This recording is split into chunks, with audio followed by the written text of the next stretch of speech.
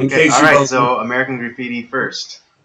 Oh, A comes before E? I would have had no idea. It's funny. I actually had to think about it for a second. It's like, Yeah. which comes first? All right, so American Graffiti it is. Andy, do you want to give us a quick synopsis of the film? I surely will. Just give me a second.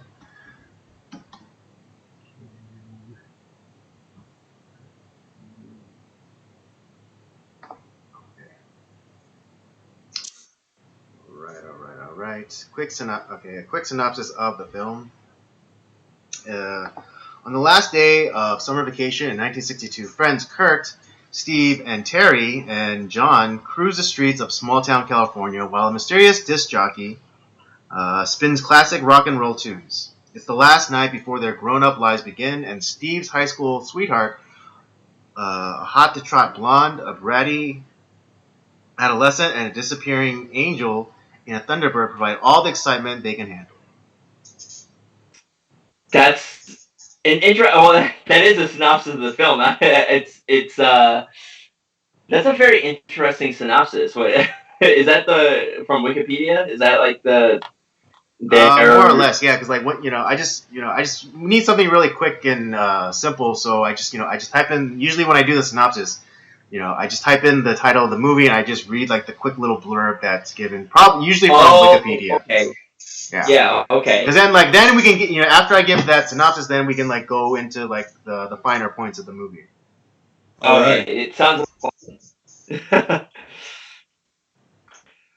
Well, you have all the notes. My dad has he has a lot of notes that he's written out, so I'll let him start off on some of his thoughts on American Graffiti. Yes. Okay. Thanks for having me on tonight. It's no problem. A privilege. So it was released in 1974, and it's atypical cruising scene, whether it's a small town in Central California, or it was in the Valley, cruising Van Nuys Boulevard, or it was Whittier, or down in Whittier Boulevard down Whittier, Woodward Avenue. This is what kids do. We gas up the cars and we cruise. And the mysterious DJ is the Wolfman Jack. And I don't know, you guys are younger than me, obviously. The Wolfman, he really was. He was legendary. And there was enough mystery to him. You never really did know where he was broadcasting from. Mm-hmm. And the FCC wasn't real happy with him for several reasons. So he actually, in real life, had a few different stations, but towards the end, he was broadcasting just over the border in Mexico, outside of FCC reach. Right out of the jurisdiction. Signal up so you could get it all much further than if you were just a regular AM radio station. And this was all AM radio. Mm-hmm. The cars were very well done.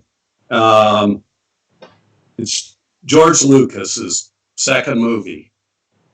And he lived the cruise scene too. He just thought it was a neat way to spend the night. And yeah, I did too.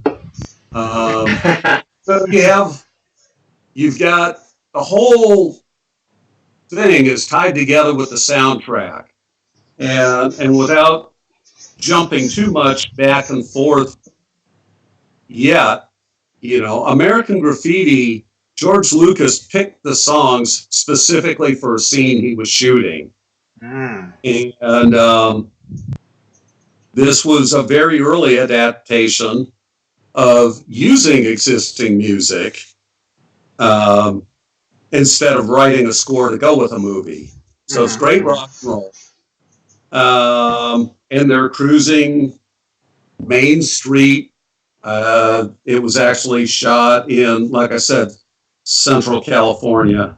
And you've got the hard guy, Milner. cruising in his 5-window deuce coupe. Mm-hmm. You've got Alpha, the out-of-towner who comes in his 55. You've got the clean-cut Kurt, which you guys may or may not recognize as Andy Griffith. And not Andy Griffith. Opie, and then also Richie Cunningham from Happy Days. Yeah. And his girlfriend. And so it's, they're more interested in the scholastic aptitude. They're going off to college. Mm-hmm. Milner, he's staying there. He's going to cruise the circuit. And the burger, it's either Mel's or Burger. It's actually Mel's Burger City. So they'll alternately refer to it as Mel's or Burger City. It's the same place. And that's kind of like the center of the circuit. That's where you meet and hang out. You set up your drag races and whatever. So that's the homing station that they all go back to, and they're all listening to the Wolfman Jack. So it's a central theme through each car and each character. And it's just what the mischief they get into cruising. And it is very much based on what we did. You'd spend an hour going 5 city blocks on Van Nuys Boulevard. It was from Bob's Big Boy down at Magnolia up to Bob's Big Boy at Roscoe. And you turn around and you do it again. On Whittier Boulevard, it was east of the 605 freeway out to like the shopping mall. And you turn around and you do it again. And it's a neat, innocent look at what's going on. And then you've got, besides the guys racing, you've got the hoodlums, the pharaohs, if you will, led by Bo Hopkins.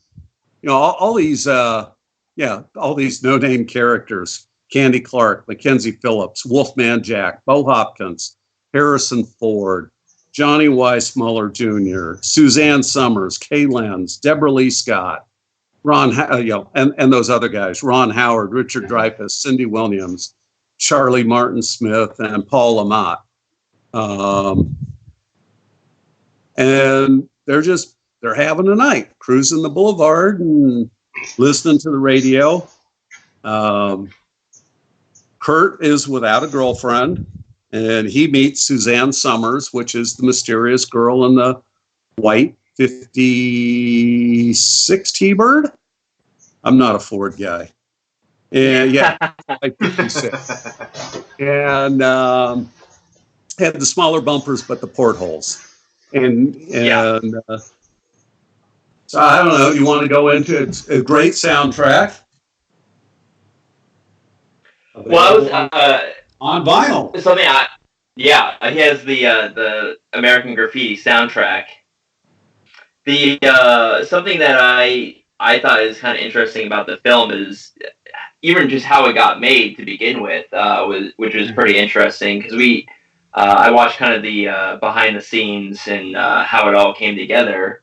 And this was, as my dad mentioned, it's George Lucas's second film after his first one was THX 1138.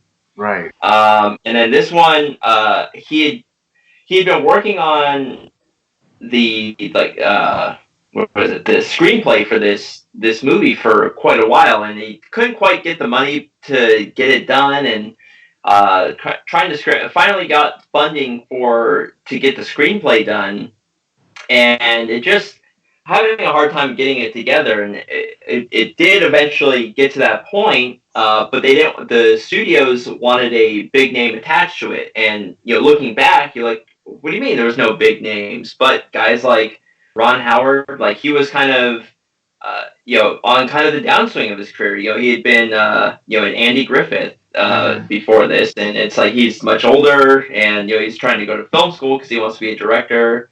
Richard Dreyfuss was a no-name. Harrison Ford was out of acting before this. He was a carpenter at the time, and this is the movie that actually jump-started his career. Oh, wow. to being an A-lister. Mm. And like, but I mean, all these actors were, we are well known and talented, but this is really where this kind of jump started their fame. And so the big name that got attached to it was George Lucas got in contact with Francis Ford Coppola, who just had finished doing The Godfather. And he's I saw that he was a producer. Yeah, he's like, well, how about I have Francis Ford Coppola? Is that a big enough name for you? It's like, that works for us. And so, yeah, and since it was, they filmed this movie within like 30 days, and the initial town that they were gonna be starting off in ended up, dumping their contract and saying, yeah, we don't want you here, essentially. One And night they of had filming. Yeah, after one night of filming, they dumped the contract, and they had to scramble to find another town that would take them on. And they moved, I think it was like 50 miles down the road or something like that, to another small California town. And they were essentially working 30 nights, and it was, and it was, so just to get the film made was pretty hectic. And the other thing about that is, it does have a very natural feeling to it. Like, it's like, wow, this is, if I was living in this time, this is kind of what we would be doing, just getting up to hijinks and driving around, having fun, spending time with your friends, girlfriends, what have you. And there, like I said, it has this natural quality to it. And the reasoning behind that is that George Lucas was so meticulous in the way that he was filming it, where he would do like, a bunch of takes, and he would choose the worst one. It's like to make it. One of the famous scenes is with Toad. Is when he's out with the blonde lady, the blonde girl. Yeah, thank you. And he's trying to get booze, so they can go have fun. And he finally gives money to this guy and he's like, hey, can you think you buy me a bottle of Old Harper's? It's like, yeah, sure, kid. And he comes out running out, and he robbed the liquor store and then threw the bottle of bourbon at him. And I think they did like 20 takes of that scene, and he caught it. He's like, oh, he caught it too perfectly. And it was like the last one where he nearly dropped the bottle. That's the one that that's George Lucas chose. Because a guy like Toad's not gonna catch it perfectly. He's a nerd. He's kind of clumsy, and so of course he's gonna like mess it up. So that was the one that they chose. lot of instances like that throughout the movie to keep that non-film feel to it. Right then, well, before he actually scores the booze, he buys a comb and some beef jerky and stuff, and he walks up to the car and he's talking to Candy Clark, and she muffs her line. She flubs, did you get it? And she wanted to redo it, and George goes, no, that's perfect, we'll keep it. And it still bugs her. She goes, here it comes, they're gonna muff my line. There's another scene where Paul Amad is cruising with Mackenzie Phillips, and they pull up to the girls in the Cadillac, and they throw a water balloon. And they had told Mackenzie Phillips it's going to go right past Paul Amad, it's going to bounce and break off the glass, and you'll get wet in the face. One take, they threw it, hit her square in the face, and she's supposed to be mad, but she knew it was a flub, and she started laughing. They thought they just rolled with it, and it wound up, that was the take. Oh, wow. There's a lot of scenes like that, like Robert mentioned, it was too polished. Milner goes and uncorks the headers. He's coming out to race Falfa.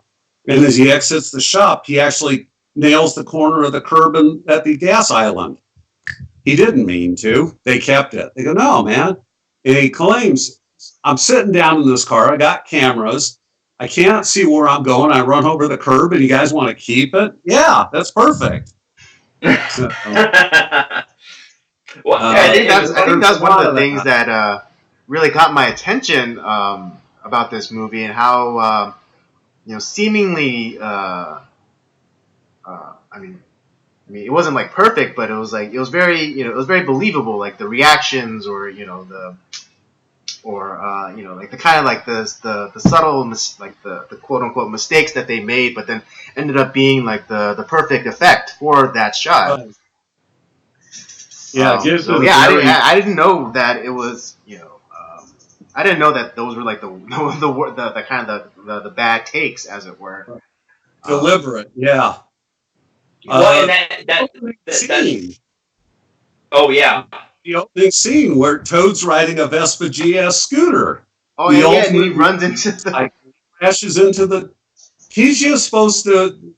Lucas just says, "Come in, make it look good," and he was gonna park the bike. Well, he goes to let the clutch out, and it to stall the motorcycle, and instead of just lurching to a stall, it takes off and runs into the trash can. Yeah. Well, in the fight, and he says like, and he hurt himself, and he's like stumbling around for a few minutes, and like, but the cameras kept rolling. Yeah. It was, and that's what kept it. There's been other movies about cruising, the loss of innocence, and let's face it, you're trolling, you're picking up chicks, you don't hit the perfect line each and every time. You muffle, and that's what makes it feel so good, so right, Mm-hmm. Yeah, and that's throughout the movie, and the cars in it are just so period correct. Neat little point of reference: the license plate on Milner's Deuce Coupe is THX 138. In tribute to his first movie, THX 1138, and 1138 is actually the room number for film school or his dorm. There's actually some even reference to the significance of 138 to him. And I apologize for not knowing the whole story. George and I haven't talked in quite a while. I was talking to him the other day on the TV, but unlike you guys, he didn't talk back. Yeah. The other thing that was also interesting too is I forget I think it was where Kurt and the Pharaohs are kind of playing that prank on the cop car that stuck out the axle. At the movie theater that's right by there, the movie that's playing is actually Francis Ford Coppola's first film that would have been playing at that time. As far as the period, actually, it hadn't been released yet. In 1962, that movie wouldn't have been released yet. Oh, okay, but it was paying homage to Francis Ford Coppola. Yeah. So that car scene, it's a Jerry's Cherries used car lot, and the Pharaohs, Bo Hopkins and the other guys, I forget all their names. They're cruising around in a chopped and channeled 51 Merc, I think it is. I should know these cars. And they're not sure if Kurt can make it as a Pharaoh. And he goes, I got an idea. I got a good idea. So they sneak up behind the car lot, and he just happens to have about 50 feet of chain because Ants has been threatening to tie Kurt behind the car and drag him. And what they do instead is they get Kurt, who's, all the guys are dressed in black with their car club jackets and stuff. Kurt's in khaki pants and a plaid shirt. Couldn't look any more 60 square, He takes the cable, he climbs up, he slips it around the rear axle, leaves lots of slack in it, he ties it off to the light pole. Then the Pharaohs turn around the corner, and I realize you can't see where my hands are. As they're driving down Main Street, they lean out the window. Here's one for, get ready for justice. And so the cops drop it in gear, turn on the lights, come flying out of the driveway, and just then they take all the slack out. Boom! Yanks the rear end out from under the car. Wholesome fun. There's Should we take this in chronological order as we go through the movie, or can we just hit high points? How do you want to do it? I think what the interesting part about American Graffiti is because you have essentially 4 or 5 different stories that are happening simultaneously. So it's more of like you're talking more about the characters and like what they're doing. You have because you have Kurt, who's Kurt and Ron Howard's character. Yeah, Steve. They're going. They're supposed to be leaving for college, the next day. So they're kind of just like living out their last day of summer, and Kurt is having kind of the existential crisis and whether he should stay in the town or go. And Kurt has his own kind of crazy adventures on his own, trying to figure out his life. You have Ron Howard, like him and Cindy Williams, they're trying to figure out their relationship and where they want to go, and should we stay together, should we not? Then you have Milner, and he's already stayed. He's the guy that stayed behind in the town and is stuck. And I don't know if he's like bored or like just kind of like, well, I've beaten everybody. Like there's no one else to race, and he's a juvenile delinquent. Yeah, exactly. But then you have the him and Mackenzie Phillips. Those two together it was such a great pairing of characters because it just they contrasted each other so well. Right. Can we talk about how Mackenzie Phillips gets hooked up with Paul LeMat? Oh yeah, that's a good. Yeah, we should do that. So they're cruising, and as would happen, the girls pull up in a Studebaker, and first they talk to the girls in the Studebaker, and Paul's going, "Hey, you want to go for a ride with me? I'm harmless as a kitten." And the girls, "Oh, I can't. I'm going with the guy in JC," and he goes, "Well, he's not here," so they take off, and they go, "Wait, well, Judy's sister can go." And so, okay, so they pull up to the light. Mackenzie Phillips gets out, who's 12 years old when she shot this. And she hops in the car, and Milner's just going, "Oh," I think he actually says, "Shit, this is a joke, right?" Here she is. She's out for a night. She's getting a ride in this Boss 5-window coupe, and all of a sudden he's going, "No." And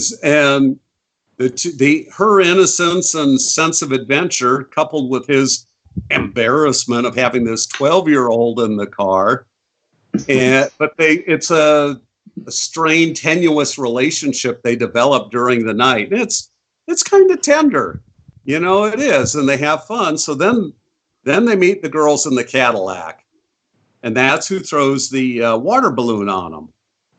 And Mackenzie Phillips, Carol was her name, has a can of shaving cream because they had been out playing the night before. So they jump out at the next light and they vandalize the Cadillac at the light. And she just starts spraying shaving cream on the windows. Well, if you guys have used a can of shaving cream, that's way more than one can of shaving cream. They actually used, and they were having a ball doing it. And they're jumping over the car and they're letting the air out of the tires. And you see the girls inside the car screaming and in terror. And the electric windows going up slow and stuff. And they had to tell Paul LeMat, Milner, "Hey, take it easy. The girl who owns the car is actually in the car, and you kind of damaged it when you ran across the trunk lid to get to the other side." They used about 3 cans of shaving cream in that scene. Yeah. They drive off in the Cadillac sitting there just completely, 4 flat tires, shaving cream on all the windows. Mm-hmm. It's great. And that's, harmless pranks, if you will. There was stuff like that going on. But throughout the movie, he wants to take her home, but he really does start caring for her. Right. And There was like a kind of like an older brother kind of affection that he started, kind of started projecting onto Mackenzie yeah, Phillips' character. and they're sitting down at Mel's, and this other friend of Milner's comes up, leans in, and talks to him, and Milner's just there. This is Carol, my niece. I'm babysitting. And she hauls off and slugs him, goes babysitting, and stomps off. And she, I mean, the whole movie is, it's scene after scene that's just perfect. She's walking down the street, and some guys in a Sierra Gold 57 Chevy are trying to pick her up. Now, not only does Milner have to go get her, he has to jump in front of the other car and hope she chooses him. So he cuts around the 57, swings the door open, and she looks, and she runs and hops in Milner's, closes the door. How's it going, cuz? It's just, that's a great relationship to watch those two. So anyhow, I let you guys. What other scene was? I know we jumped from the vandalizing the police car to talking about Milner and Carol. Well, because like my favorite of all because it, like I said, it's four or five different stories that are kind of thrown in that are happening at the same time. Milner and Carol was kind of like my favorite of the storylines. Yeah, I'll say that mine too. Toad is kind of funny too, just because it's he's kind of like the runt of the group, but he's still like he's the younger nerdy guy that's sticking around, but they're still friends with him anyway. The tough guy Milner, he's friends with Toad and kind of like looks out for him, and same thing with Kurt and everyone else. They're like, oh, it's not like nerd, and like they try to beat up Toad. He's one of their group. I identify with each of the characters a little bit, whether it's Falfa, whether it's Milner, whether it's Kurt, whether it's okay. I don't identify with the girls. Well, that's good to know. There's all these little struggles going on. Steve Bolander, Ron Howard, he's going away to college. So he gives this is where it goes pretty far in the realm of unbelievable. He trusts the Toad with his 58 Impala. Yeah, that was the one thing I was like, why would you trust a friend? I mean, I have like really close friends, and I wouldn't trust them with my car at all. Supposedly this is my kid. I don't trust him with my car. Supposedly this is the narrative to the story. So here's Toad. He's cruising in this, Boss 58. And it's a really cool 58. All of these cars have become iconic that at almost any major car show, you'll see at least one of them replica, whether it's the Milner's Deuce Coupe, the Black 55, or Milner's 58. I mean, nobody has done the Lori's Edsel or Kurt's ex-girlfriend's Volkswagen Bug, but those three main cars, if you will, have all been cloned or tributes built. And by the way, if that 55 looks familiar, it was also the same car that was used in Two-Lane Blacktop. I didn't know that. That's interesting. Yeah. And they use a few. So if there's a few mistakes in the movie. Clearly the car they roll at the end has got silver painted wheels instead of chrome wheels. There's other differences. Don't let little things like that ruin the movie.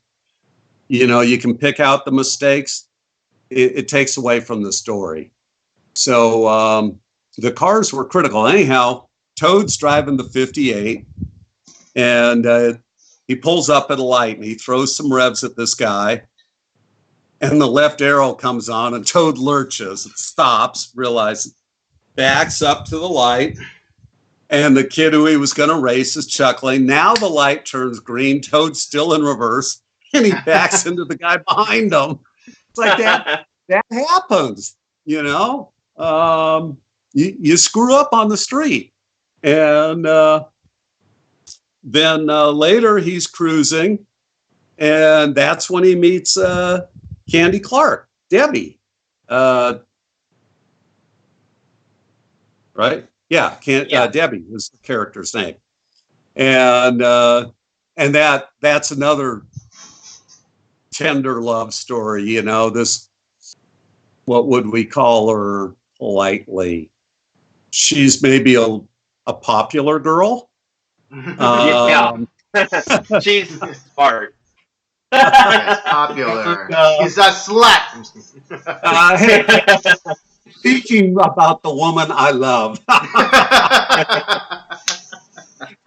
she's just a great character, you know, and some bikers, I think, at the curb. And it's not, this isn't the first connection with Easy Rider, but I think they're bikers sitting there harassing her just about the time Toad pulls up. He goes, hello? Well, first he sees her and he goes, what a boss, babe. And he circles the block. And then he pulls up and he tries to get her attention. And she just loves chuck and roll. And she wants, you know, so he lets her in. And then she tells him to peel out. And so they start cruising. And that's, like Robert said, one of the little stories that's going on while all these other stories are going on. Mm-hmm. And when they keep crossing paths through the night. And it's right. It's a neat movie. Now, interesting or trivia, whatever. When it was first released, because they weren't sure how good it was going to be, they cut it down to, what was the runtime? Do you remember, Robert? It was like an hour and a half, I think, or just so under. 90 minutes, maybe. And when it started getting popular, they added 3 scenes back in, because the first time I watched it on TV, some of the words were edited instead of just bleep. They redo them. But there were 3 additional scenes that I look at, and I go, why did George Lucas want that scene put back in? It adds nothing. There's a scene at a used car lot right after the Toad has the accident in the 58. That's right. He pulls up to the car lot and the guy gets down. A really pushy salesman trying to sell him the car, or like buy the car and then sell him another one. It didn't really add anything to the movie, though, either way. And then there was, when Falf is serenading the Lori in the car, he sings, what's he sing, Robert? That old baritone. Some Roger and Hammerstein's song from like a musical. And it didn't add anything. So it's interesting that George Lucas wanted those 3 scenes put back in, because I watch it and I go, yeah, that was nothing. The third one was with Steve and Lori at the prom, or like the school dance where. Yeah, that was the other one where like he told the principal to eat a duck. Yeah. And it's just kind of lame. But anyhow, you know, hey, it's George's movie. Let him put in and take out what he wants. But those scenes were actually added after its initial release. And again, Andrew, I don't know which version you saw. There's a scene where they're cruising and Steve Bolander pulls up, and I'm pausing because I don't want to get the wrong characters, but the line is basically they pull up to some guys in a car. He goes, hey, what's going on? He goes, you're our brother.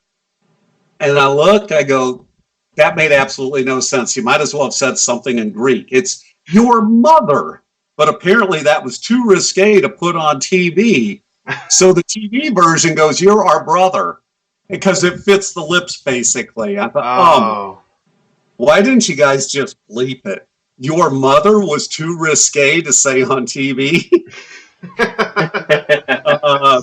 But anyhow, there's a few things like that. So, and I don't mean to keep taking over the microphone, but Robert will bring up a scene. Oh yeah, that's perfect. That, and then run with it. So that was just another relationship that's going on. I mean, you probably wouldn't call it what would you call it, a romance or a love movie or anything, but there are these relationships going on all happening in one night, and realistically so, even though it was shot over 28 or 29 nights. Yeah. Right. Yeah, no, I mean, I think it's pretty fitting because when you're that young, an entire lifetime could be had in one night, and so each of these characters are experiencing something I think very profound, and profound, and what's the other word I'm looking for? Profound and somehow like impactful to their lives as well, because at first you had Kurt who was kind of wishy-washy and wondering whether he should go, but then by the end he decides to go to college, and then you have Steve, where he was dead set on leaving and it's like, oh, I can't wait to get out of this like one-horse town, but ultimately decides to put off school for like a year. Mm-hmm. And I think what is it? Milner's character, where he kind of feels like he has no, like, I guess he has no challenges left for him, and feeling kind of the existential dread that a lot of young people are eventually forced to confront as they get older. So I think this movie has something for everybody, and you can definitely find see yourself in a lot of the different characters. Yeah. Was there a particular scene or like that you really liked, Andy, that like that I particularly liked?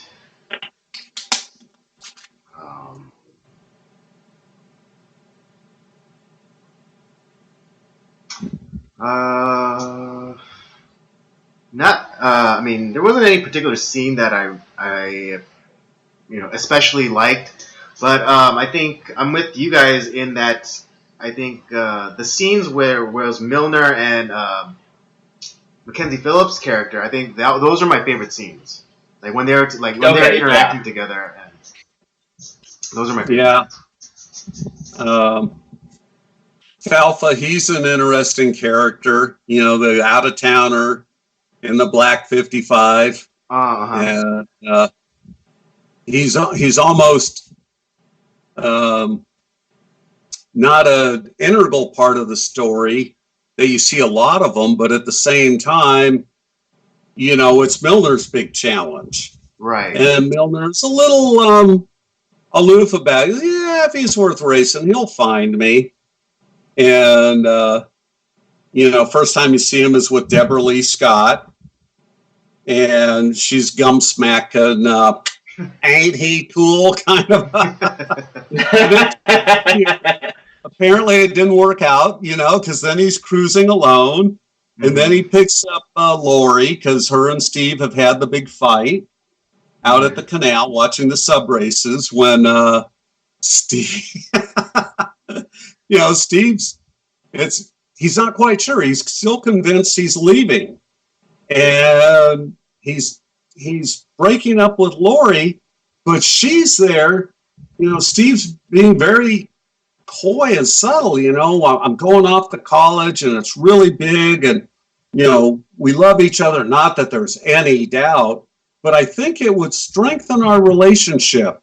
And Lori's there expecting something really big. And all of a sudden, Steve goes, "If we date other people," and you just look at her face. Right. And, it's like kind of a cliche. Not just in movies, but like any guy that is going to go away for a long period of time, it's almost kind of expected now that they kind of have like this conversation with like their girlfriend or whoever, and it's like, oh, I think I love you, I really do. There's no doubt about it, but I think we should see other people. Yeah. And he throws that line in when he's pressuring her to make out or whatever, and she's kind of resisting. And that classic line, "Oh, come on, don't act so righteous, especially after telling me about watching your brother." And she just throws him out of the car. That's disgusting. Yeah, that was.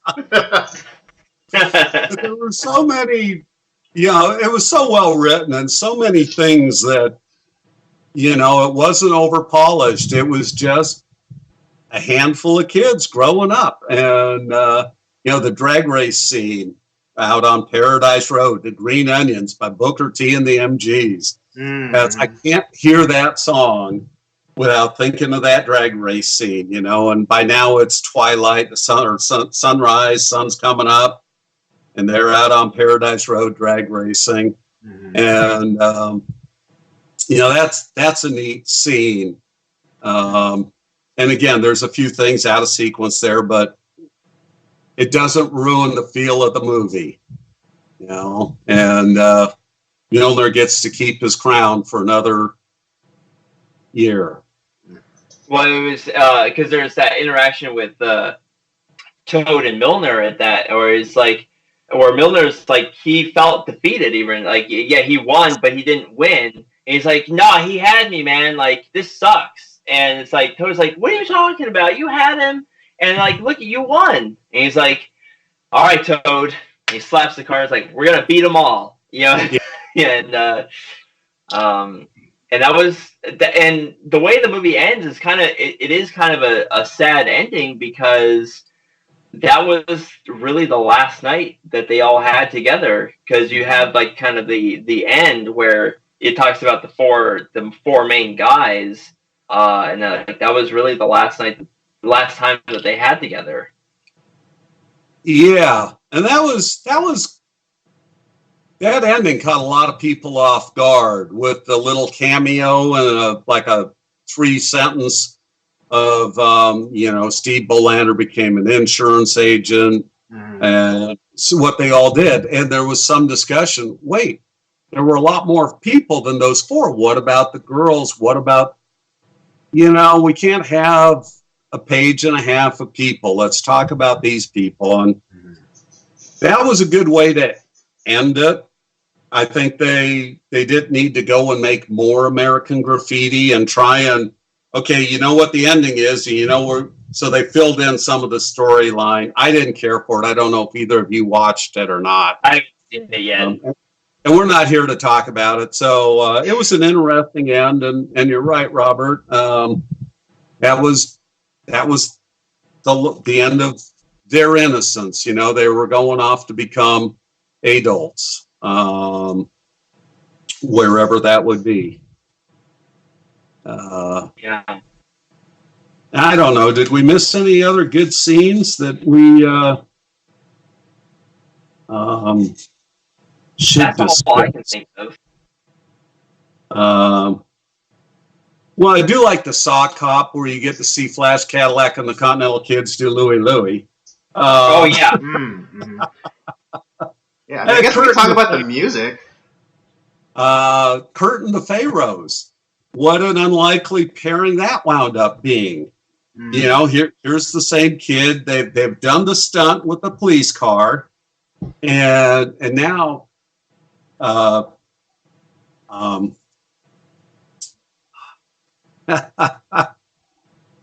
leader of the Pharaohs. Geez, guys. Bo Hopkins. Bo Hopkins is saying, man, you'll make a Pharaoh yet with car club coat, blood initiation, and Kurt suddenly, whoa, blood initiation, and they're cruising, and Kurt had won a scholarship from the Moose Lodge. And they pull up to the little mini golf and pinball arcade, and Kurt's all excited. Hey, I like pinball. Joe goes, I don't. I hate it. Well, why are we stopping? We're out of gas. They don't sell gas here. Yeah, we're out of money too. And so they start jimming open the pinball machines. And the two managers come out and, hey, what's going on? And Kurt saves the day. Oh, hey, Mr. I don't remember the moose guy's name. Moose guy, yeah. Moose 1 and Moose 2. And Kurt kind of gets them all out of trouble. And, so that there's another unique bonding during the movie. You could also say that, like, really he is. I think he did find what he was looking for, because he had that interaction with he was going after the mysterious woman and the T-Bird. Right. Yeah, and that caused him, and then kind of ran into an old girlfriend that he kind of started to get back together with, and then after that, that's when he met up with the Pharaohs, and after that, it's like, I gotta know who that woman is, and he went to what I think he thought was the rumored location of Wolfman Jack, and it's like, and it turned out that, like, well, what he thought initially was like, oh, this guy that was there is like, oh man, Wolfman Jack, he's just a bunch of tapes, he's not a real guy. And it was kind of like this Wizard of Oz moment where he got a look behind the curtain and saw that was actually, well, the guy kind of did some magic on him. He did see it's like it actually was Wolfman. And it was seeing that was like realizing, you know what, it's gonna be all right. And he ended up deciding on leaving and kind of fulfilling whatever it is that he was going to fulfill at college. So of all the characters, he's really the only one that kind of figured it out in a sense. Mm-hmm.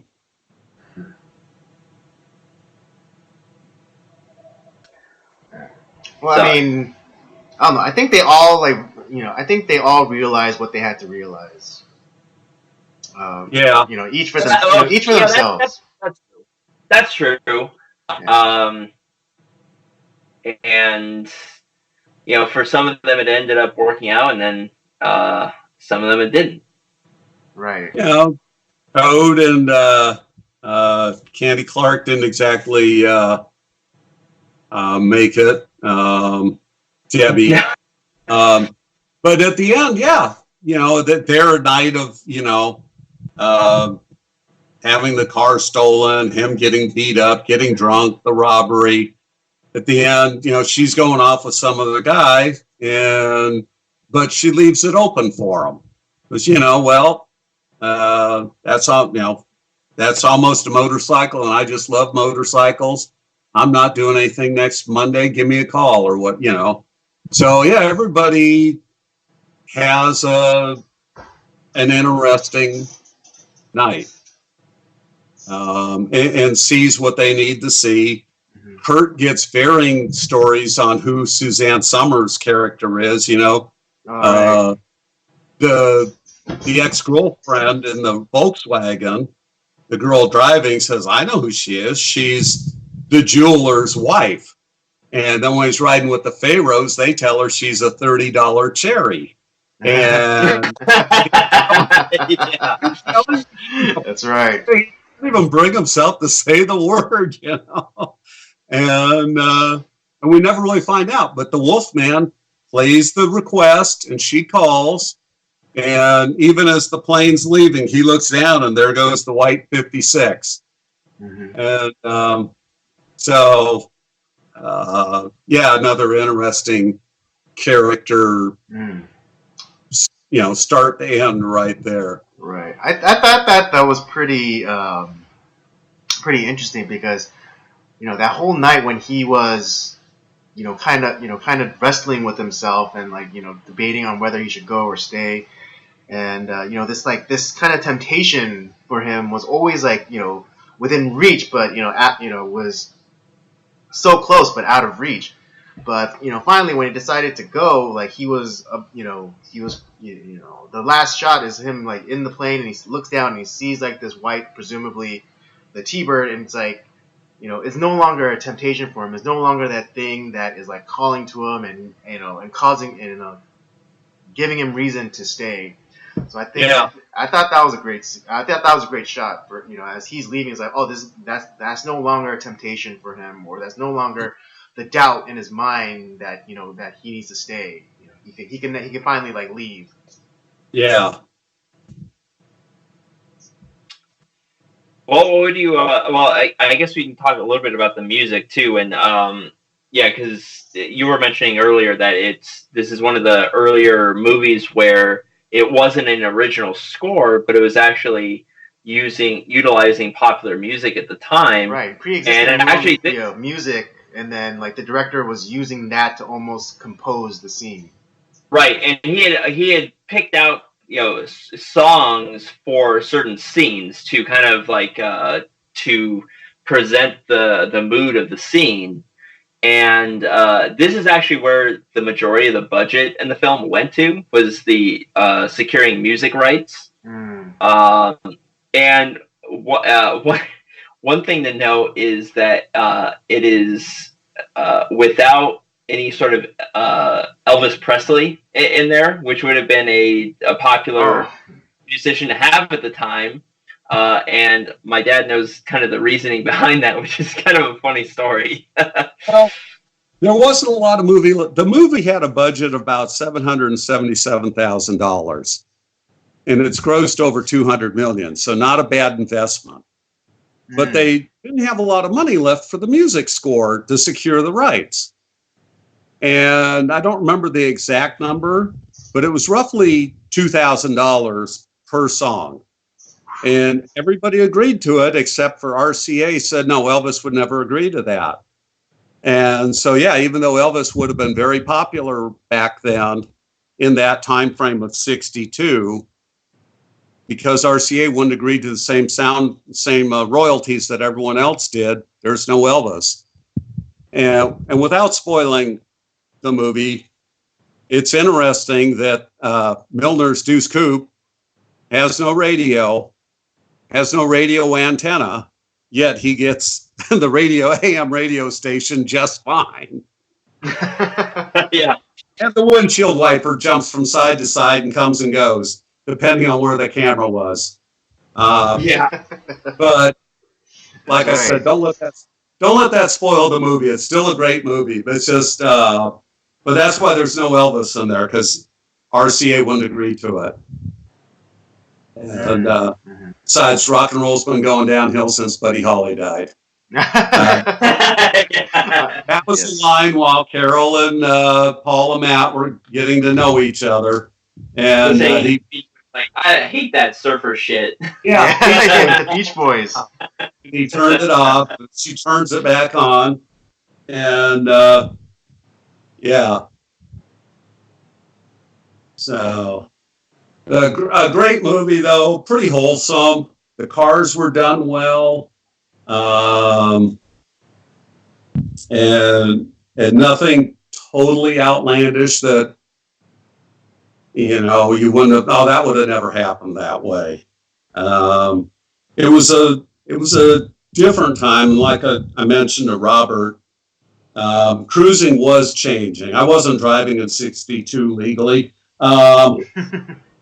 Or at all. I'm sorry. Yeah, I wasn't driving at all. But it's when I was cruising in the '70s and '80s, it was changing, and the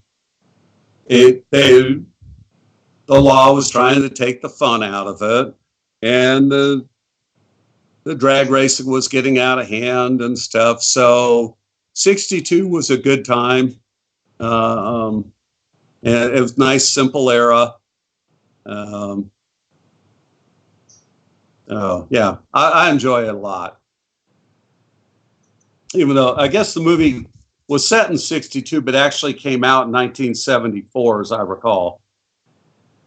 Yeah. Yeah. Definitely worth seeing, I think. for the cars, for the music, to see those actors before they were Big. Some of them have gone on to do other things, I guess. I don't know. Richard Dreyfuss. All the actors had the short crew cuts.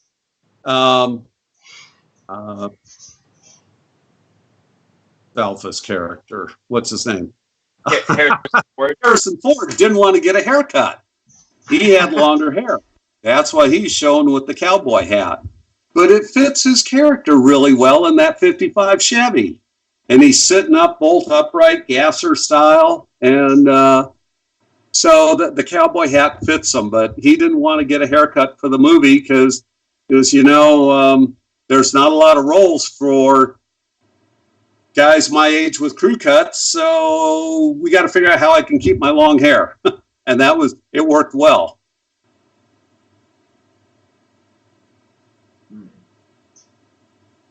Well, should we give the rating for American Graffiti? Yes, by all means.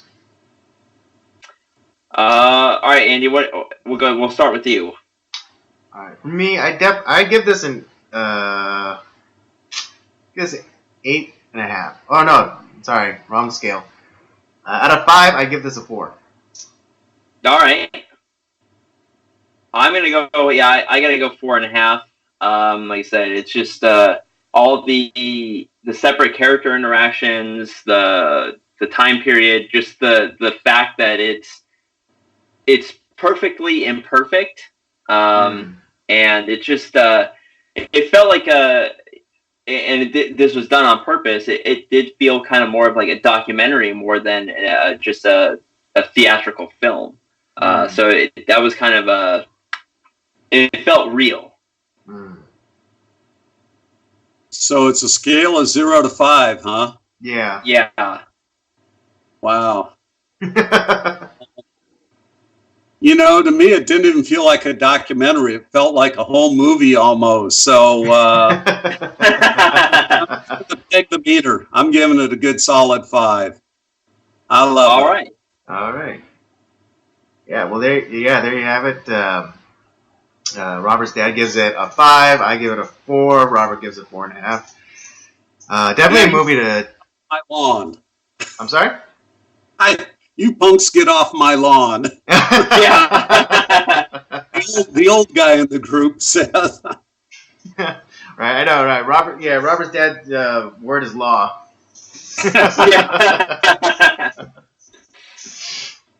Yeah, but that's our review of American Graffiti. It was a very enjoyable film. Highly recommend it. It's great. You can watch it with the entire family. Great soundtrack. Oh yeah, as well as the soundtrack. The soundtrack is great. I really enjoyed the music.